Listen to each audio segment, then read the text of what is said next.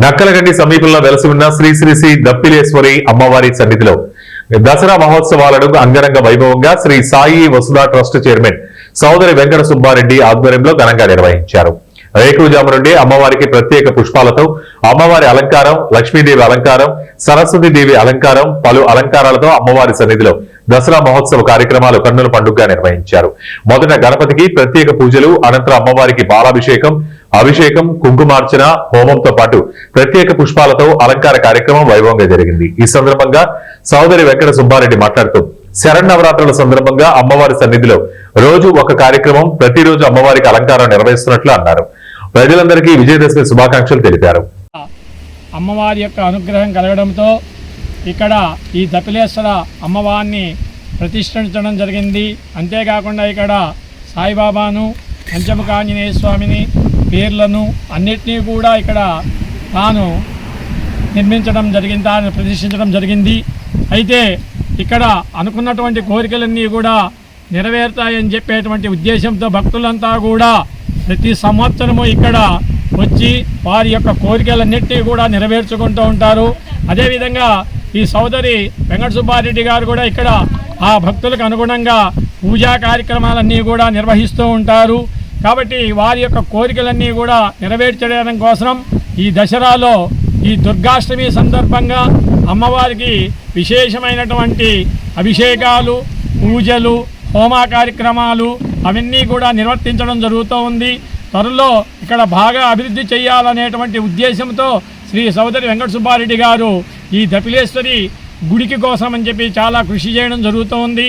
కాబట్టి వారి యొక్క కృషి ఫలితంగానే భక్తుల యొక్క అనేకమైనటువంటి కోరికలన్నీ కూడా నెరవేరుస్తూ అమ్మవారి యొక్క అనుగ్రహంతో ఈరోజు ఇంత సుఖ సంతోషాలతో జీవిస్తున్నారు అంటే అది ఆ దపిలేశ్వరి యొక్క అనుగ్రహమే.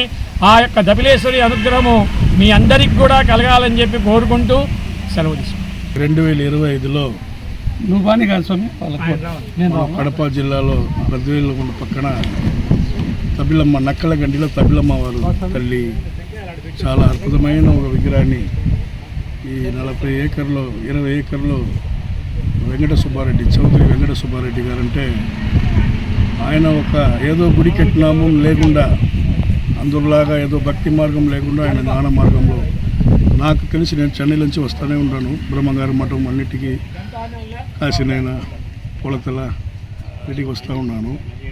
నాకు నా చూపుకి ఆయన కూడా ఒక అవధూతలాగానే ఉంటారు. ఎందుకంటే ఎంతో ఇండియా మొత్తం మనం వ్యాపించి ఉంటాము, తిరుగుతున్నాము. ఎంతో మునిలు, అవధూతులు, చాలా చాలా గొప్ప వ్యక్తిని అంతా చూస్తాం. కాశీలో కాషాయం కట్టుకుని, మా అరుణాచలంలో అందరూ కన్యాకుమారి నుంచి ఇట్లా రామేశ్వరం నుంచి ఇట్లా ఇటుపక్క ఉత్తరాఖండ్, కేదార్నాథ్, బద్రీనాథ్ వరకు ఉంటారు. కానీ ఈయన ఎట్టంటే సింపుల్గా ఉంటారు. కానీ చూసేదానికి డ్రెస్ మారి ఉండదు. కానీ ఆయన మనసు మొత్తం దేవుడు దేవుడు దేవుడే.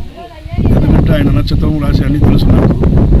మన లోపలనే పరబ్రహ్మం జ్యోతిగా ఉంది అనేది నిజం, బయట ఎక్కడ లేదు. మన లోపలనే శివుడు ఉన్నాడు, మన లోపలనే పరబ్రహ్మం, ప్రకృతి పరిపూర్ణం అన్నీ ఉంది. అదే మన లోపల ఉంది. అన్ని అవధూతలు అదే చెప్తున్నారు. అలాగా ఆయన తండ్రి ఒక అడిషనల్ కమిషనర్గా ఎండోమెంట్లో ఉన్నప్పుడు ఆయన ఆలోచనలో ఎట్టంటే ఉండిందో అది ఆయన బిడ్డగా పుట్టి ఇప్పుడు ఆయన తండ్రి చేసిన ఒక కార్యక్రమాన్ని ఆయన చేస్తూ ఉన్నారని నెలకి బ్రహ్మంగారి పడ చాలా అన్ని గుడిలకి పోయేది, సేవలు చేసేది, అన్నదానం పెట్టేది, అన్ని కార్యక్రమం చేస్తూ ఉన్నారు. ఈరోజు ఆయన ఉన్న ప్లేస్లో, ఆయన పుట్టిన ప్లేస్లో తమిళమ్మ కాడ 21సారి కార్యక్రమాలు చేసేప్పుడు చాలా సంతోషంగా ఉంటుంది. దాంట్లో నేను కూడా పాల్గొన్నప్పుడు చాలా సంతోషం.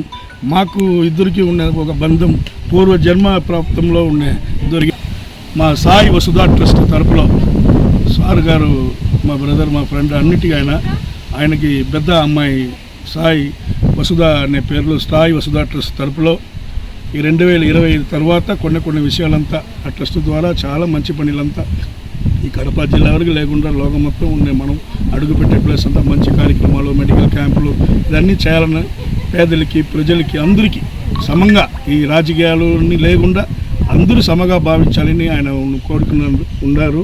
అదే ఆయన కోరిక.